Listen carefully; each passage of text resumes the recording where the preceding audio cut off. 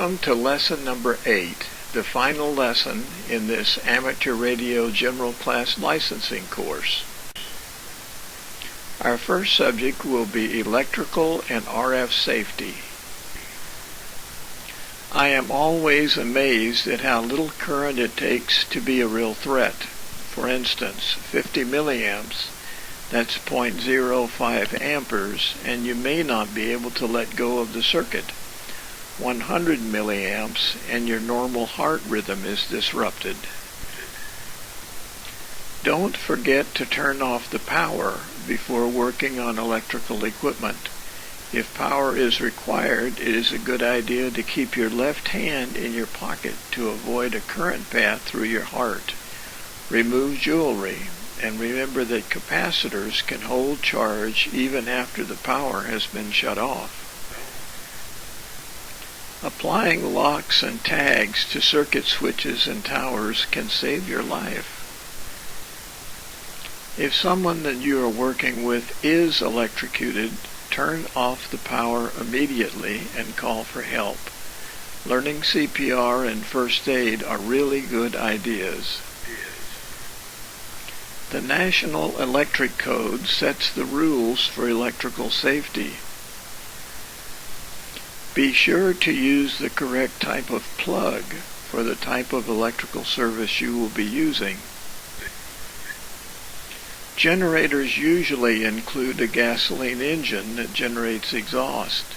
Be sure to use a generator in a well-ventilated area. When using a generator during a power outage, do not connect the generator to your home wiring by plugging the generator into a wall outlet. When the power comes back on, the generator could catch fire or explode.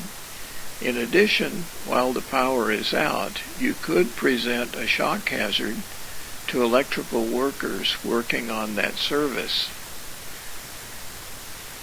Your station should include an RF ground.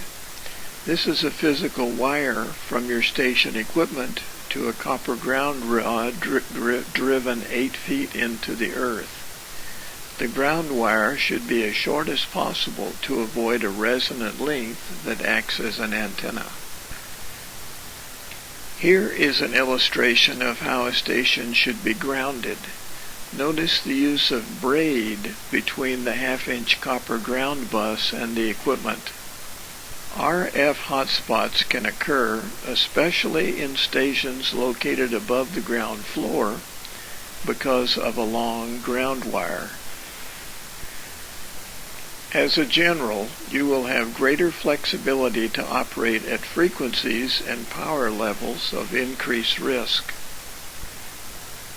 The maximum permissible exposure, or MPE, limits how much RF you or your neighbors can have to avoid getting cooked or doing cellular or molecular damage.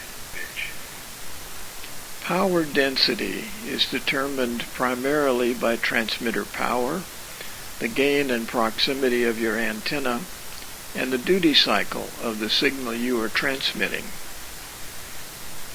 You have what is known as a controlled environment if you know where people will be located compared to where your antenna is located. In an uncontrolled environment, you have no idea where people will be located, or you have no control of people near your antenna. You are allowed to use higher power if you have a controlled environment. Here are the duty cycles you are allowed to use based on the mode you are transmitting. Notice that single sideband is 20 to 40%, which is fairly low. RF exposure risk varies with frequency.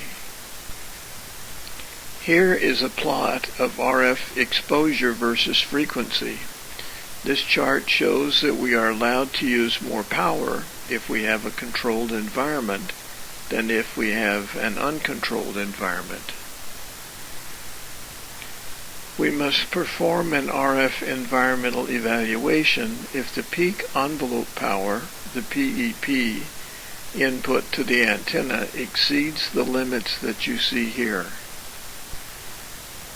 The ARRL is a good source of information on RF exposure. There is an excellent web calculator at the address shown here at the bottom of the page. There are two calculations that you have to do: field strength in volts per meter and power density in watts per square meter. Here is an example of what an RF safety evaluation looks like. What is one way that RF energy can affect human body tissue? The answer is A. It heats body tissue. What does time averaging mean in reference to RF radiation exposure? Answer D. The total RF exposure averaged over a certain time. What precaution should you take if you install an indoor transmitting antenna? C. Make sure that MPE limits are not exceeded in occupied areas. What is the minimum wire size that may be safely used for a circuit that draws up to 20 amps of continuous current? Answer C. AWG number 12. What should be done by any person preparing to climb a tower that supports electrically powered devices? B. Make sure all circuits that supply power to the tower are locked out and tagged. Which of the following is true of an emergency generator installation? Answer A. The generator should be located in a well-ventilated area. And now for a sample test. What is the primary purpose of antenna traps? Answer A. To permit multiband operation. When may an amateur station transmit communications in which the licensee or control operator has a pecuniary, that is, monetary interest? A. When other amateurs are being notified of the sale of apparatus normally used in an amateur station, and such activity is not done on a regular basis. Which of the following components should be added to an existing resistor to increase the resistance? B. A resistor in series. What portion of the 10-meter band is available for repeater use? Answer D. The portion above 29.5 megahertz. Which of the following describes a linear amplifier? B. An amplifier in which the output preserves the input waveform. Which mode is most commonly used for voice communications on the 17 and 12 meter bands? A. Upper sideband.